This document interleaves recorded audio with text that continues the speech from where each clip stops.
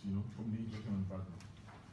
We have in Africa, I'm talking about Africa because global is 1.2 billion, but in Africa, we have more than 645 million people who have no access to electricity.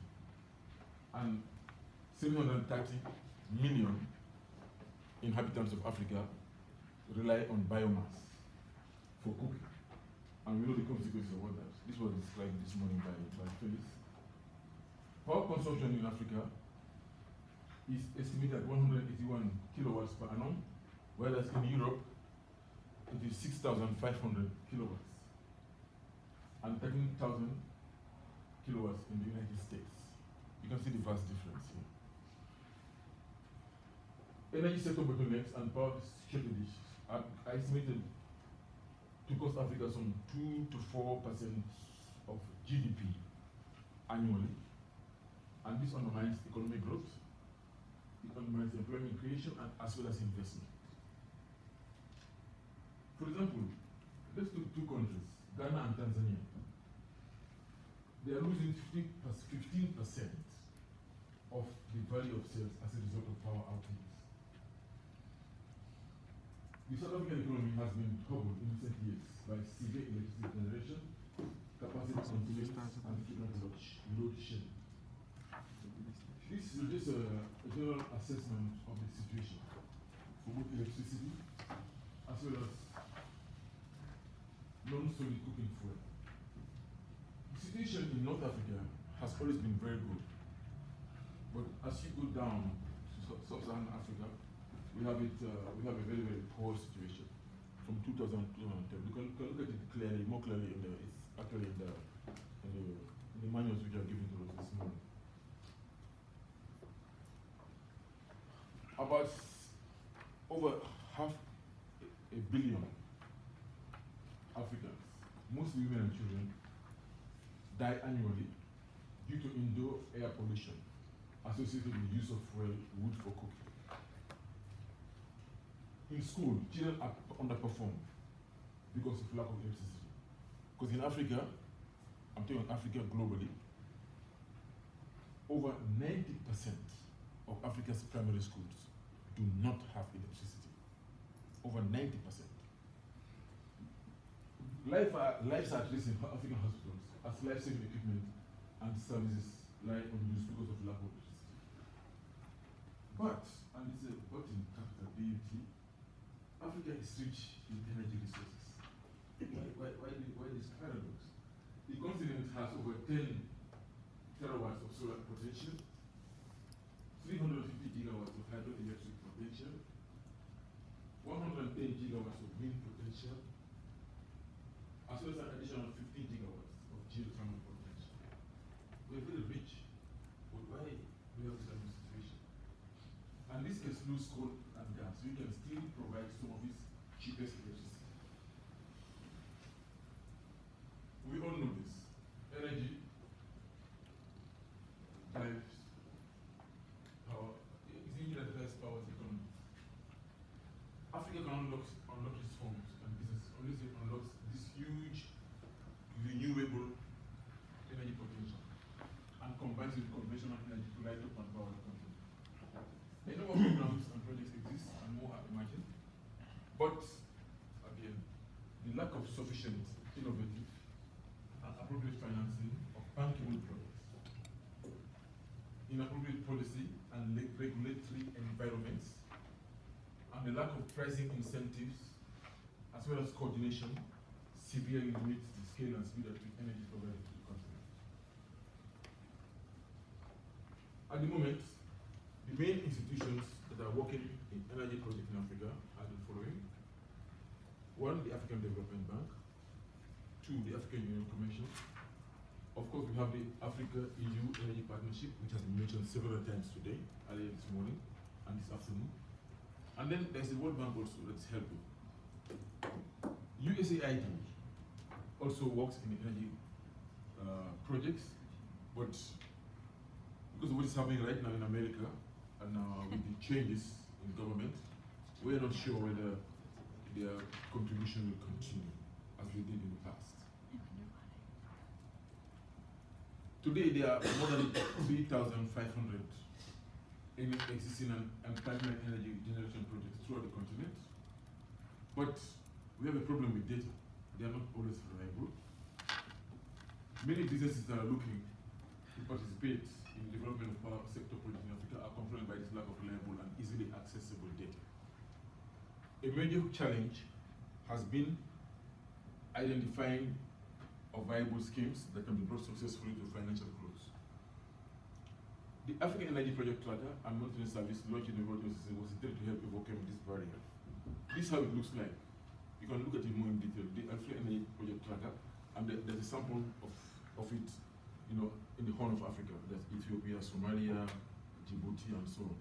But this is the Energy Tracker, which was established in November 2016 to help us, get data, reliable information on the situation. The Program for Infrastructure Development, PIDA, also mentioned this morning, and its Project Action Program, PAP, are central to efforts to upgrade energy and other services across the continent by developing major projects at the regional level. PIDA, or PIDA, is supported by the African Union Commission, the African Development Bank, and the new Partnership for Africa's Development, NEPAD, whose planning and coordination agency is PIDA's implementing agency. Come to that later. Now, what are the challenges in the area of energy? There are so many of them. The continent faces a double-edged challenge. It must drastically increase its citizens' access to basic power services, and at the same time, it must meet its commitments under the Climate Change Agreement.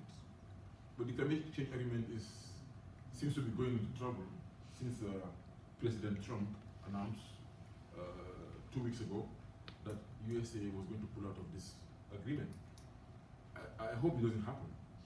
I think some activists will get out and show the United States that this is very, very important for the world and for the US. And Africa must meet its commitment because we signed the agreement. And as photos were shown this morning with the European Commission and the United Nations as they chaired when the agreement was signed in Paris last year. To accomplish this, African countries require substantial funding to develop energy services that draw on the continent's abundant renewable resources. The ADB has taken significant step forward with the approval of the Banks Group 2016 to 2025 strategy, which is known as a New Deal for Energy in Africa.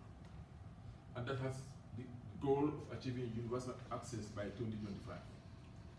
100% access in urban areas, as they say, 95% in rural areas, leveraging on and off grid solutions and related technological advances. This is a map to show the infrastructure, energy infrastructure.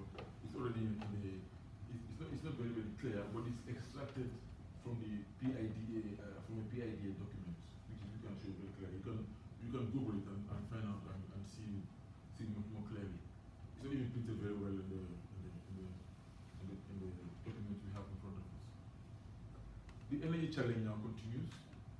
The Commission is hosting and managing the Geothermal Risk Mitigation Facility, GRMF, established to fund, facilitate, and accelerate geothermal development in 11 partner countries in East Africa. The World Bank has committed to achieving universal access to electricity by 2030 under the SDG, under the SE for All, Sustainable Energy for All initiative.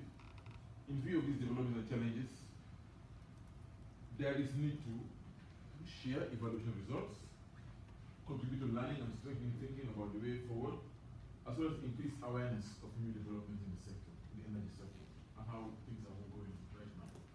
We need to also exchange knowledge among partners and learn from each other. I think the universities have a very, very major role to play here.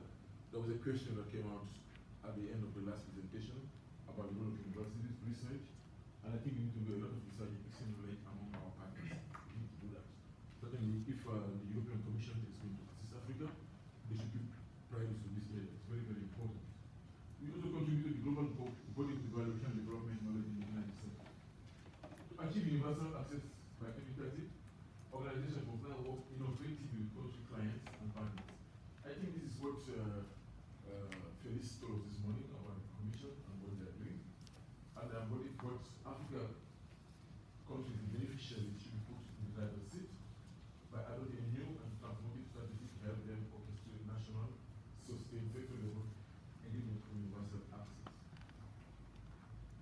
Now let's look at the business climate as well as the opportunities that exist for current and future plans for energy development for the continent. Just the background again. Africa is the continent's is the world's largest continent and has 30 million square kilometers of land. It is the first emerging as a major business destination. The continent has become the world's fastest growing continent with average GDP growth of in 2013 of 5.6%. In 2013, its population is estimated at 1.07 billion people, with a GDP of US $2.39 trillion, which is about $2,220 per capita, with fluctuations, of course. There have been fluctuations because we're getting mixed signals every now and again. These figures are high in 2013, but they have gone down now. According to the IMF, the growth rate fell from 5.1% in 2014 to 1.4% in 2016. This has been his slowest pace in 2 decades. But they are projecting that by this year, the growth rate will go up to 3.4%. We don't know, because there are so many different figures I get, from different sources, from the economists, from Intelligent Outlook, from the IMF, from the World Bank, and so on. But we know that the growth rate is continuing. Some countries have got 8% growth rate, like in Ethiopia. It was announced last week, and other places also. Africa is still endowed with mineral resources, with gold being the continent's main resource. Again, looking at the background, the situation, the mortality rate in Africa has been declining as a result of the availability of improved health care and continued high birth rates, a key driver to African economic growth. A growing urbanization trend with the growing population portends that by June 2017, by now, there are more than 60 cities on the continent with over 1 million inhabitants. According to the United Nations, there will be, by 2030, in aggregate, 759.4 million Africans urban dwellers, more than today's total number of city dwellers in the entire Western Hemisphere. So you can see the population is really, really growing in Africa. The United Nations also projects that by 2050, there will be more than 1.2 billion African city dwellers, or more people living in African cities than the combined urban and rural populations of the Western Hemisphere. Africa ranks first or second in global reserves in bauxite, cobalt, industrial diamond, phosphate rock, platinum group metals, vermiculite, and zirconium, and has more than a quarter of the world's remaining arable land. So see all the richness on the continent. Economic growth has accelerated also because of improving overall governance. Governance has improved overall, although we still have pockets of problems here and there. And there's also emerged over the past decades a number of policy and regulatory reforms that have made it easier to do business in many parts of the continent. For instance, we have seen the emergence of many businesses on the continent. Nigeria has got about 70,000. South Africa 7,000 annually, and Kenya 22,000. Demographically also, Africa has got one of the most youthful populations and a growing labor force that has encouraged both new startups and expanded investment. Young people in Africa, aged 15 to 25, represent more than 60% of the continent's total population and 45% of its labor force. By 2040, estimated that the continent's labor force will be 1 billion strong. And also, still on the situation of the business climate and the existing opportunity for current and future plans for energy development on the continent, Africa has in aggregate enjoyed unprecedented peace and stability, with increasingly stable and democratic political environment in the past decade, with free and functioning economic markets. This is very, very important indeed for the business climate.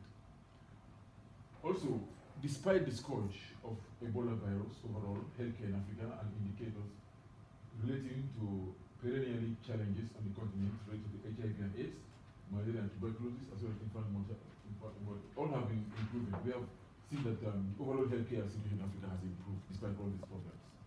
These factors have also led to unprecedented foreign direct investment and encouraged unprecedented intra-regional investment as well.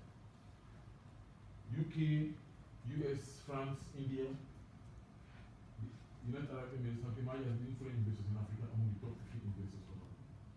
South Africa is considered the number 1, the number 4 leading investor overall, Kenya number 11 and Nigeria number 14. That is overall worldwide.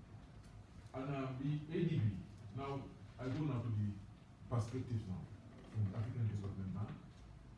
You know, we are looking at the energy challenges as one of African Development Bank's top 5 priorities in this 10 years starting from 2013 to 2022.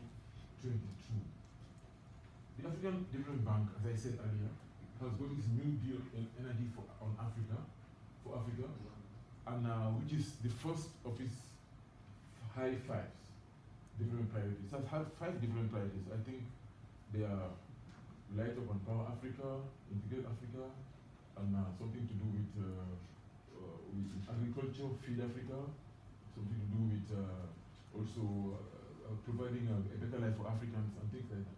So it is a partnership-driven effort that proposes to be a game changer for the continent's energy sector.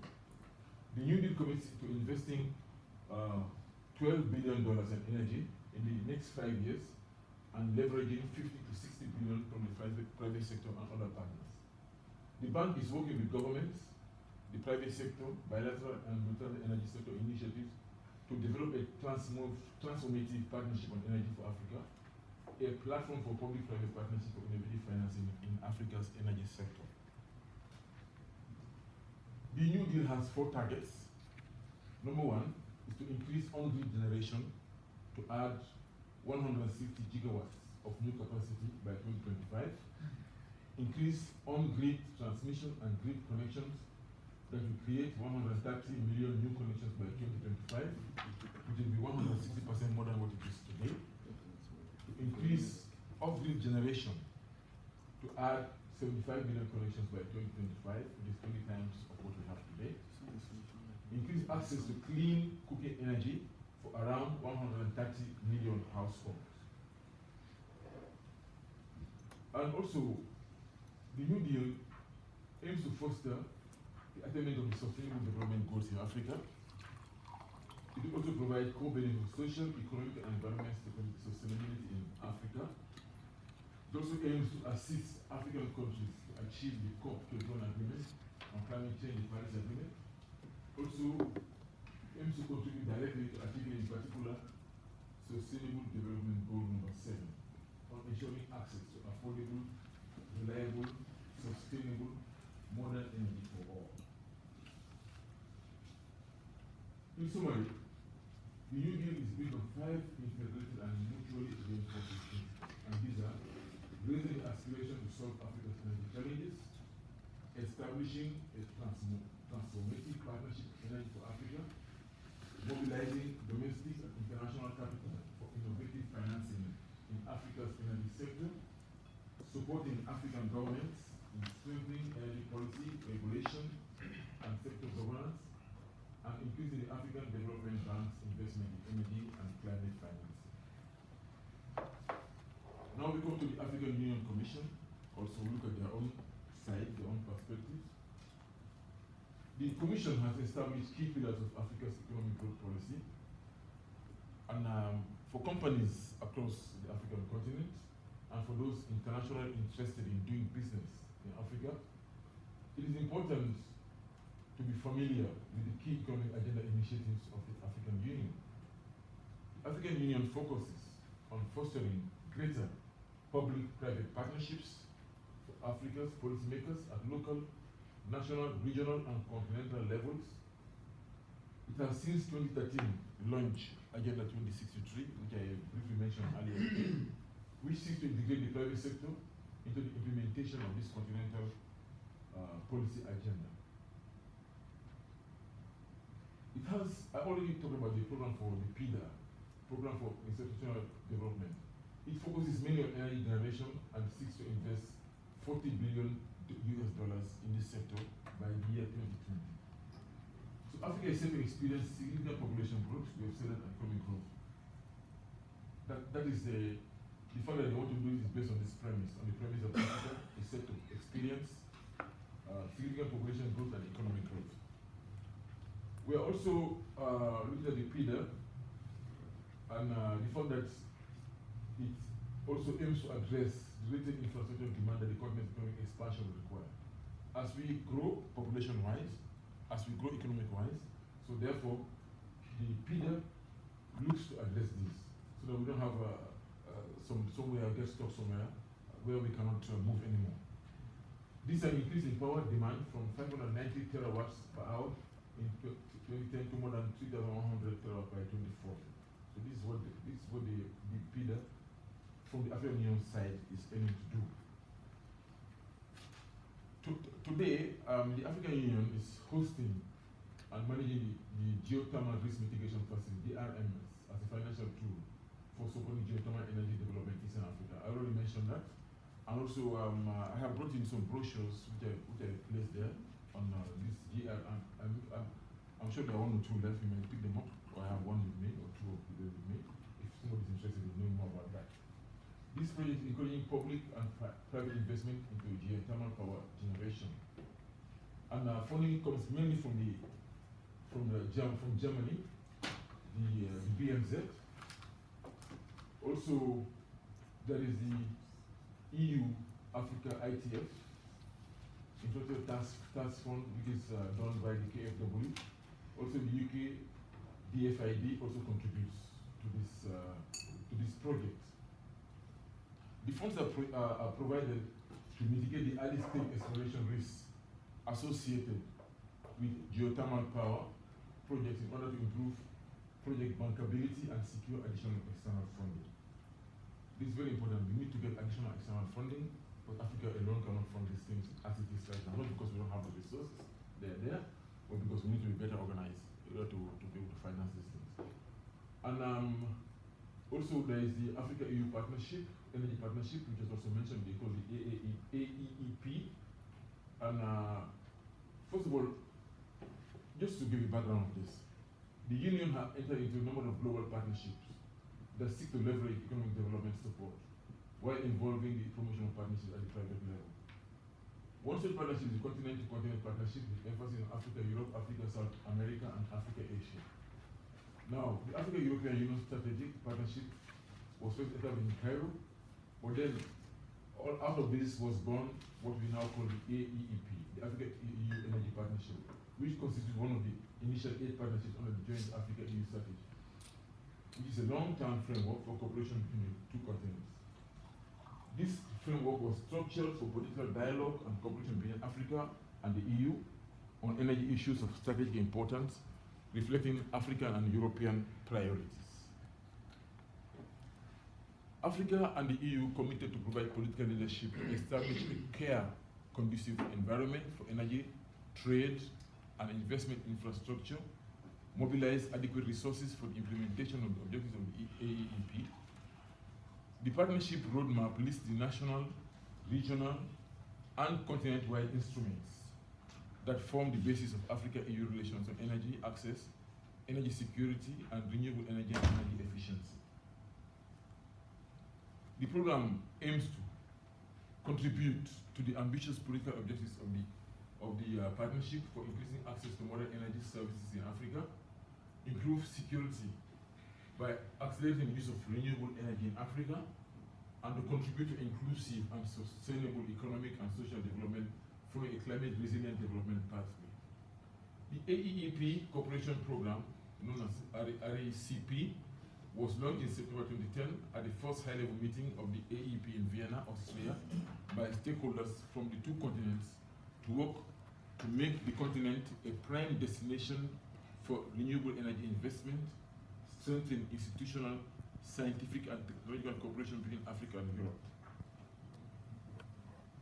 Now, we come to the question of coordination, which I also mentioned briefly today, that we have a problem of coordination in this area, and this is creating a lot of issues for Africa in particular. There are many ongoing activities of energy development initiatives and partnerships at continental, regional, and national levels. These initiatives and partnerships have different modalities and implementation frameworks. They are multilateral, they are bilateral, and also we have private sector investments.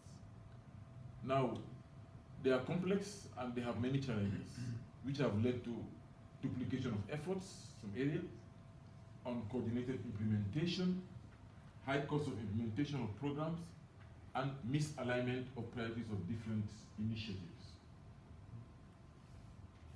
There is therefore a real need for improved coordination frameworks with coherent planning and steering at the continental and regional levels. The factors that are currently affecting coordination include institutions working independently and in isolation. Also, some of them are competing among themselves, and this is very unnecessary. Also, there are inadequate communication and poor information sharing. I think that's a key issue now that we need to address. And I think the universities, research institutions can help in that. Also, communication agencies can also help to disseminate information about these things. We also have issues about disharmonized and disjointed implementation frameworks from different institutions.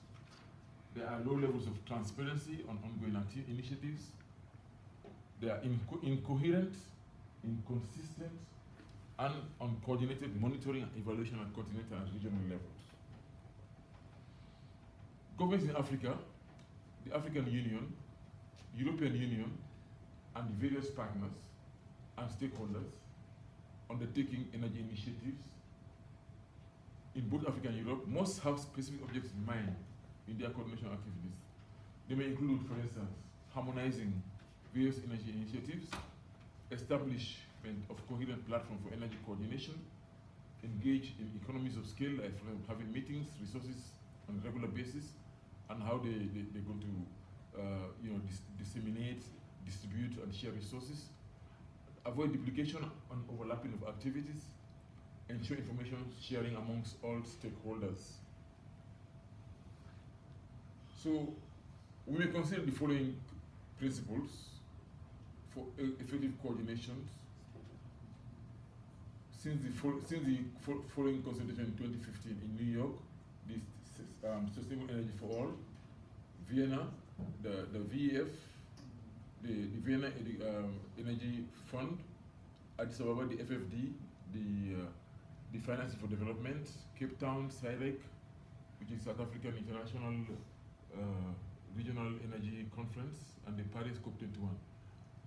It was concluded that energy programs and initiatives have not to complement each other, ensuring accountability in terms of monitoring and evaluation, joint implementation of initiatives and programs where appropriate. Programs must be aligned with priorities of the targeted stakeholders. There must be mutual respect and trust amongst all relevant stakeholders. The cultural dimension of all stakeholders must be taken into account. These are all issues that came out of all these various meetings and conferences that I mentioned above there. And then they should also ensure regular communications among various stakeholders and share information with transparency, ensure priorities and action plans are set by recipient stakeholders, member states, regional institutions, and so on. Follow African guiding principles for implementation of the new coordination initiative outlined in the Council for Infrastructure Development, CID, and ensure the participation of the private sector, civil society, and academia in the coordination of framework. So these are all issues that came out of the various conferences and meetings that I mentioned above. And so it's not a question of not knowing what the issues are. We know what the problems are. Now it's a question of how do we address them. So these were suggestions that were proposed in various meetings, and we're able to extract some of the issues and put them in this.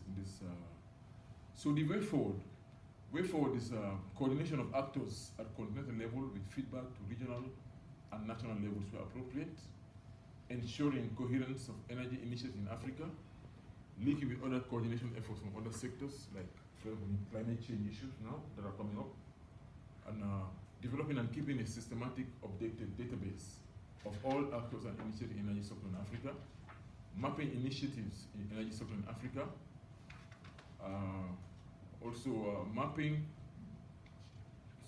developing and feeding into other processes and international initiatives such as SC for All, AREI, which is the Africa Renewable Energy Initiative, the G7, G20, and others. We understand that the G20 is meeting here today and tomorrow, and that Chancellor Angela Merkel is meeting our president, my president in fact, and the president of the European Union from Guinea, but he's also my president, because he's the president of the African Union for this year, Alpha Conde. They are meeting with other African leaders to discuss particularly energy issues. I think this is very, very important that the G20 addresses this. And I'm sure that most of the things I've outlined here, which are in this slides, will come out as topics for discussion. Now to conclude, we should note that the African Union Commission has a political mandate. The Commission is not the African Union itself. The Commission is the secretariat of the Commission. And we are telling the people, we are not politicians. The African Union are the politicians. They are heads of states, the leaders of Africa. But we have the mandate from them, from the African Union, to steer strategic continent-wide coordination. We have the mandate to working on their behalf. It is important that this is done jointly with other key African institutions and actors as outlined in the African Union structure. And these institutions include the AFDB, NPCA. NPCA is the Network Planning and Coordinating Agency. UNECA is the United Nations Economic Commission for Africa, which is based in Addis Ababa also. Then you have the REX, the Regional Economic Communities. This involvement of specialized institutions like AFREC. AFREC is the African Energy Commission. APOA. APOA is the Association of Power Utilities of Africa. AFSEC, the African Electro-Technical Standardization Commission. AFUR, African Forum for Utility Regulators. RERAS, Regional Electricity Regulators Association of Southern Africa, are all crucial. Their information is crucial. And there are many others, of course. I didn't mention the West African Power Pool. I didn't mention others which we know of. And even at the country level, like our colleagues from the Côte d'Ivoire who are here, and they have a special electricity company. And I think they should all be involved. They should all be involved at all levels. You know? And then it's also important to involve UN specialized agencies active on energy in Africa, such as UNEP, United Nations Environment Programme. The Pan-African institutions must design an appropriate guiding structure that includes specific coordination tasks in the following areas: political and institutional, technical and regulatory, financial mobilization, administration, and project implementation. Also, the last point here is how do we involve? I spoke about the population growth in Africa and the fact that 45% of our youth are now reaching the situation where they have to be in the labor force. And there are so many of them. There are so many youths. They are all unemployed.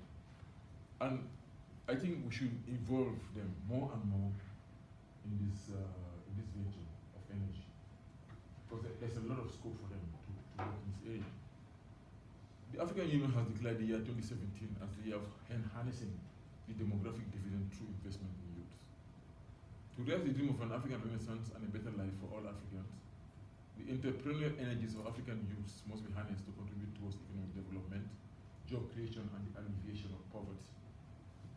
We wish to consider that this new generation of entrepreneurs as business globalists who organize a system of business enterprise networks consisted of national, regional, and Pan-African organizations.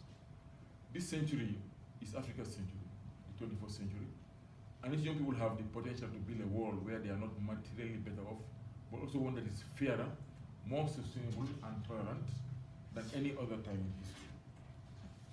Therefore, governments, I'm talking only about African governments, not about governments worldwide, African governments and their partners, organizations and populations must do everything to support this new generation of startups and entrepreneurs with a social mission to celebrate the spirit of entrepreneurship from technology pioneers and off-grid power suppliers to the young global shapers.